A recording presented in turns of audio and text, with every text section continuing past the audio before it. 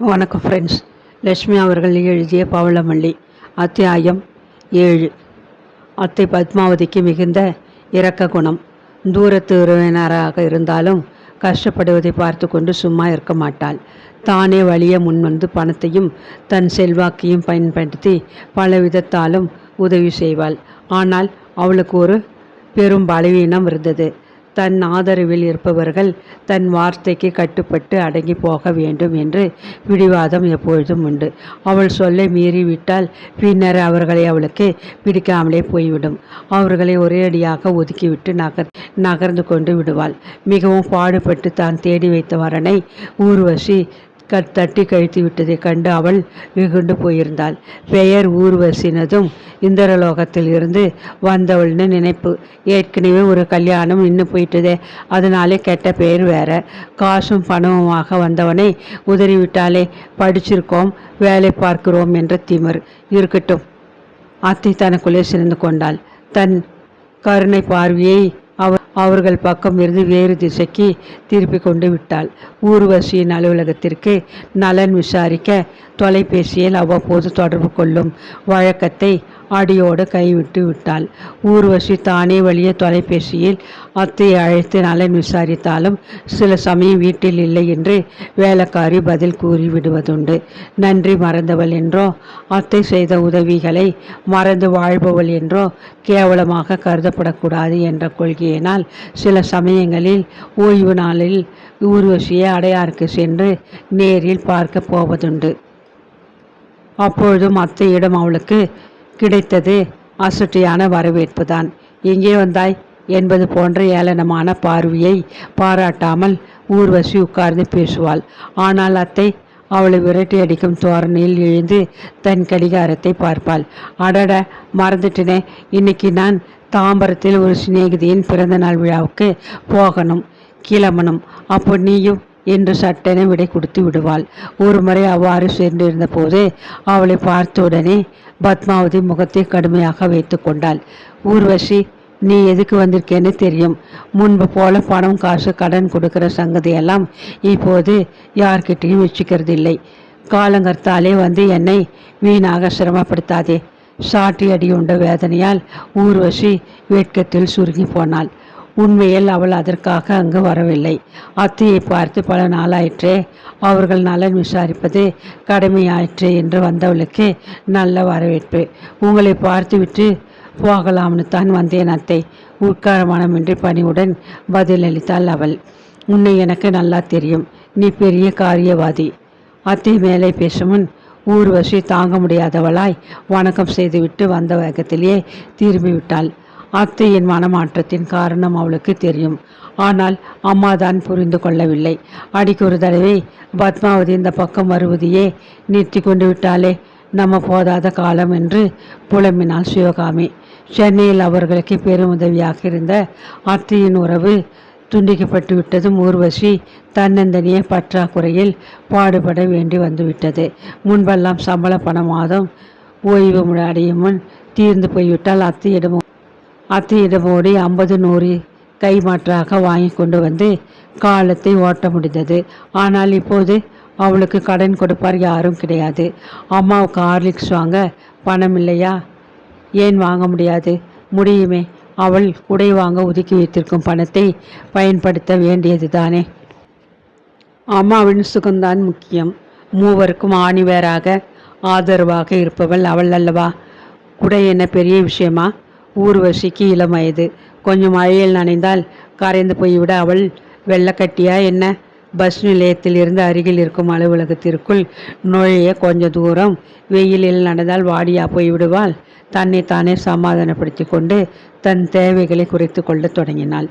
மேனகாவிற்கு இருமல் மருந்து வாங்க பணம் தேவை. அதை சரி கட்ட அந்த மாதம் முழுவதும் அலுவலகத்து கேன்டீனில் காப்பி வரவழைத்து பகல் நேரத்தில் சாப்பிடுவதை நிறுத்தி கொண்டால் தான் முடியும். யோகேந்திரனுக்கு புத்தகம் வாங்கி தர வேண்டுமா? அவனது படிப்பு முக்கியமா? அல்லது அவளுக்கு புது கைப்பை வாங்க வேண்டியது முக்கியமா?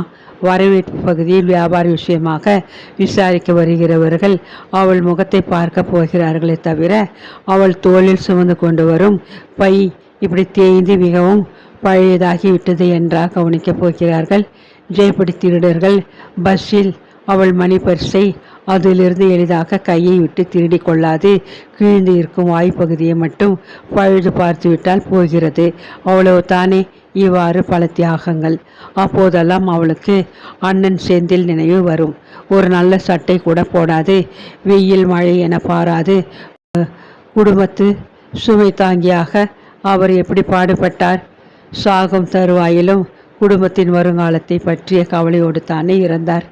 அவர் ஆன்மா சாந்தியட அவள் கட்டாயம் அவரை போலவே தன்னலம் கருதாமல் வாழ்ந்தாக வேண்டும். அந்த குடும்பத்தின் அடுத்த சுமை தாங்கியாக அவள் இருக்க வேண்டும். தம்பி தங்கை இருவரும் முன்னுக்கு ஒரு முறை பசி தாகம் என்று எதையுமே பொருட்படுத்தக்கூடாது. அயராத உழைத்து சீக்கிரமாக வாழ வேண்டும்.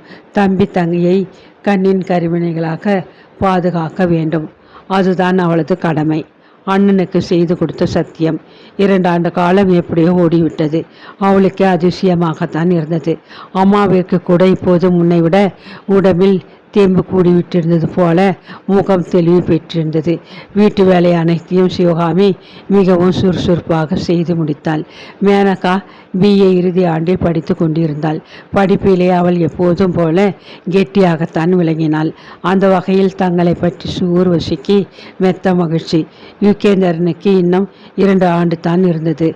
அந்த ஆண்டின் தொடக்கத்திலேயே அவளுக்கு சம்பள உயர்வு கிடைத்தது. வேலையும் நிரந்தரமாக்கிவிட்டதால் இனி அதை பற்றிய கவலை கிடையாது என்ற நிலை. புதியதாக நிர்வாகத்தினர் கொண்டு வந்த சில சட்ட முறைகளுக்குள் அடங்கி அவளுக்கு அந்த வேலை மூலம் சில சலுகைகள் வேறு தரப்பட்டன. மேனகாவின் படிப்பு அடுத்த ஆண்டுக்குள் முடிந்துவிடும். பள்ளி கடித்து கொண்டு சிரமத்தை பாராட்டாது தொடர்ந்து அவளுக்காக இன்னும் கொஞ்சம் காலத்திற்கு மேலே படிக்க, அதாவது வேலை வாய்ப்பு திட்ட கல்வி முறையிலும் ஏதேனும் ஒருவித பயிற்சிக்கு அனுப்பி வைத்தால் பிறகு அவளுக்கும் எங்கேயாவது வேலை கிடைத்துவிடும். தம்பி நல்ல மதிப்பெண்களுடன் IIT இருந்து வெளியேறிவிட்டால் வேலை கட்டாயம் கிடைக்கும். மூவரும் சம்பாதிக்க தொடங்கினால் குடும்பத்தில் இப்போது தாண்டவமாடும் பற்றாக்குறை பறந்தோடி விடுமே. வருங்காலத்தை பற்றி மிக்க நம்பிக்கையுடன் அவள் வேலைக்கு போய் வந்து கொண்டிருந்தாள். நாட்கள் நிதானமாக அமைதியாக கழிந்து கொண்டு இருந்தது. அப்போதுதான் ஒரு நாள் மாலை அவள் வீடு திரும்பும்போது பார்த்து விட்டாள். தங்கை மேனகா யாரோ ஒரு தொங்கு மீசை கருப்பு கண்ணாடி கட்டழகனின் பின்னால் ஸ்கூட்டரில் அமர்ந்து கடற்கரை பக்கமாக விரைந்து கொண்டிருந்தாள். இந்த சங்கதி எத்தனை நாளாக நடக்கிறது? அடி பாவி பெண்ணே, தலையில் கல்லை தூக்கி போட்டு விட போறியா? தனக்குள் எண்ணி குமைந்தவளுக்கு பஸ்ஸில் இருந்து இறங்கி வீட்டை நோக்கி நடக்க முடியாமல் கால்கள் துவண்டன. என்ன ஒரு மாதிரி இருக்கியே, உடம்புக்கு சுகம் இல்லையா? சிவகாமி பதட்டமாக வினவிய போது அவளுக்கு துயரம் நெஞ்சை அடைத்தது.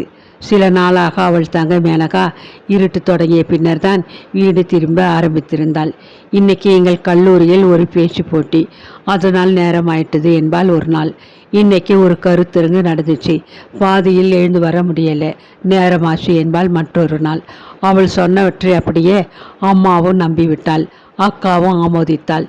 காதல் என்ற அரவிந்தனை நம்பி அவள் மோசம் போன ஒரு அனுபவம் அந்த குடும்பத்திற்கு போதாதா? இளையவளுக்கும் அந்த கதி ஏற்பட வேணுமா? கடவுளே, அவள் உள்ளம் கதறி அழுதது. அம்மா கொண்டு வந்து முக்காலி மீது வைத்த காஃபியை கூட எடுத்து சாப்பிட தோன்றாது பிரமை பிடித்தவளைப் போல தங்கையின் வருகைக்காக காத்திருந்தாள். அன்று மேனகா நன்றாக இருட்டிய பின்னர் மெல்ல வீட்டிற்குள் நுழைந்தாள். 4 பேர் நடுவில் குடியிருக்கும் ஒன்று குடித்தனக்காரர்கள் அவர்கள். கூச்சலிட்டு மனக்குதிப்பை வார்த்தைகளால் கொட்ட முடியாத நிலை. தங்கள் பகுதி அறையின் கதவை மூடிவிட்டு தங்கையே அக்கா ஆத்திரத்துடன் வெறித்தாள். இன்னைக்கு உங்கள் கல்லூரியில் என்ன நடந்தது? நாடகமோ? ஏளனமாக கேட்டாள். அட, சரியா சொல்லிட்டீங்களே, கல்லூரி நாடகத்துக்கே ஒத்திகை பார்த்துக்கிட்டு இருந்தோம், நேரம் ஆயிட்டது. காதல் நாடகத்துக்கே கடற்கரையில் ஒத்திகைன்னு சொல்லு. தங்கையின் முகத்தில் பயம் நிழலாடியது. யார் அந்த தொங்கு மீசை? ஸ்கூட்டர்லே அவன் பின்னால் நீ இருந்த அவனோடு. கடற்கரையில் இத்தனை நேரம் என்ன பேச்சு? அடிக்குரலில் அதட்டினாள் அவள். மேனகாவின் முகம் மாறியது. புலிக்குட்டி போல சீறினாள். பார்த்துட்டீங்கல்ல, பின்ன எதுக்கு கேட்கணும்? அவரை நான் காதலிக்கிறேன், அவரும் என்னை நேசிக்கிறார். காதல்? ஊர்வசி ஏளனமாக கேட்டாள். காதலிக்கிறதுங்கிறது உங்களுக்கு மட்டும்தான் ஏக போக உரிமையோ? டாக்டர் அரவிந்தனை பார்த்து நீங்கள் ஆசைப்படலையா? வளர்த்த கடா மார்பிலை பாய்ந்து விட்டது. ஊர்வசிக்கு அந்த வார்த்தைகளின் கொடுமையை தாங்க முடியவில்லை. ஆண் பிள்ளை இல்லாத குடும்பம் அப்படிதான் சீரழியும் என்பார்களே, எத்தனை உண்மை! ஓர் அண்ணன் சிங்கம் போல இருக்கையிலே அவள் அரவிந்தனை துணிவுடன் காதலித்தாள். தட்டி கேட்க யாரும் இல்லாது இப்போது 10ஆம் பசலி அம்மா தலைமையில் நடத்தும் குடும்பத்திலே மேனகா துரிந்து விட்டதில் வியப்பில்லையே. என்ன சொன்ன? கையை ஓங்கி கொண்டு நெருங்கிய அக்காவை அலட்சியமாக பார்த்தாள் மேனகா. அண்ணன் உங்களை அடிச்சாரி வெல்ட்டாளே, அந்த நினைப்பா? என் மேலே கையை வச்சா தெரியும் சேதி. அவமானத்தில் ஆடி போய்விட்டாள் ஊர்வசி. அதட்டி பேச தெரியாத அம்மா சிவகாமி வீக்கித்து போய் நின்றாள். இது என்ன புது சங்கதி? சின்ன மகளுக்கு காதலாமே ஆண்டவனே! அவள் பெற்ற மனம் புலம்பியது. அத்தை கொண்டு வந்த இடத்திலே நீங்கள் வாழ்க்கைப்பட்டு இருந்தா இப்போ என்னை பெண் கேட்டுக்கிட்டு நம்ம வீட்டுக்கு யாராச்சும் வந்திருப்பாங்க. இப்போ ஏற்கனவே நம்ம குடும்பத்தில் ஏற்பட்ட அவமானத்தை பட்டணம் வரை தெரிஞ்சு கொண்டு விட்டாங்க. ஏன் என்னை காதலிக்கிற ரவிசங்கர் கூட கேட்டார். ஆமான்னு உண்மையை சொன்னேன். அப்படி தெரிஞ்சும் என்னை மணக்க ஆசைப்படுறார். அதை தடுக்க நீங்கள் யாரு? நான் உன் அக்கா. நந்தி போல எங்கள் வாழ்க்கையின் குறுக்கே நிற்கிற எங்களா அக்கா? நீங்கள் வேணுமனா கல்யாணமே வேணாம்னு துரிஞ்சிருக்கலாம். ஆனால் நான் ஊர் உலகத்தில் இருக்கிற மற்ற பெண்களைப் போல வாழ ஆசைப்படுறேன். குடியும் கொடுத்தணுமா இயற்கையை ஒட்டி வாழ விரும்புகிறேன். அதனாலே நீங்களே இந்த கல்யாணத்தை எடுத்து செஞ்சால் மரியாதை. இல்லை நாங்களே ஓடி போய் பதிவு திருமணம் செய்துக்கிட்டு வாழ தெரியும். எத்தனை எடுத்தெறிஞ்ச பேசுகிறாள். வாழ்க்கையில் முன்னோடியாக உதவிய கல்வி தங்கையின் துடுக்கைத்தான் அதிகமாக்கியிருக்கிறது. பிரமித்து விட்டாள் ஊர்வசி. முடிவா என்ன சொல்கிறீங்க? மேனகா உறக்க கிரீச்சிட்டாள். காதுகளை பொத்தி கொண்ட ஊர்வசி, கத்தாதே. ஒரு தடவை நம்மளை பார்த்து ஊர் சுற்றியது போதும், மறுபடியும் வேணாம். உனக்கு பிடிச்சவனுக்கே அவன் எந்த வேலையில் இருந்தாலும் சரி, கட்டி வச்சுடுறேன். சத்தியம் சத்தியம். போதுமா என்றாள். அதற்கு மேல் அழுகையை அடக்க முடியாது அறையின் தரை மீது சுருண்டு படுத்து கொண்டாள். அன்று அந்த வீட்டில் மூவரும் சாப்பிடவே இல்லை. மௌனமாக இருந்த ஊர்வசிக்கு துயரத்தின் சுமையால் பசி இல்லை. கோபத்துடன் மூளையில் சுருண்டு கொண்ட மேனகாவிற்கும் பசி இல்லை. சிவகாமிக்கு திகில், பசியே ஏற்படவில்லை. அதற்கு பின்னர் ஊர்வசி வேகமாக செயல்பட தொடங்கினாள். அலுவலகத்தில் கணக்கு பகுதியில் வேலை பார்த்து வந்தவர்களில் அவளிடம் மிக்க அனுதாபத்துடன் நடந்து கொள்பவர் நல்ல சிவம். அப்போதைக்கு அப்போது அவளை பார்த்து 4 வார்த்தை அன்பாக விசாரிப்பார். கல்யாணம் என்பது சாதாரண சங்கதியா? அண்ணனே ஏமாந்து போன காரியமாற்றே. அதனால் அவள் நல்ல சிவத்தை தங்கையின் கல்யாண விஷயமாக உதவிக்காக அணுகினாள். அவரும் அனுதாபத்துடன் முன்வந்தார். ரவிசங்கர் நகரத்தில் இருந்த அரசாங்க வங்கியில் பணிபுரிந்து கொண்டிருந்தான். பெற்றோருக்கு 2வது மகன்.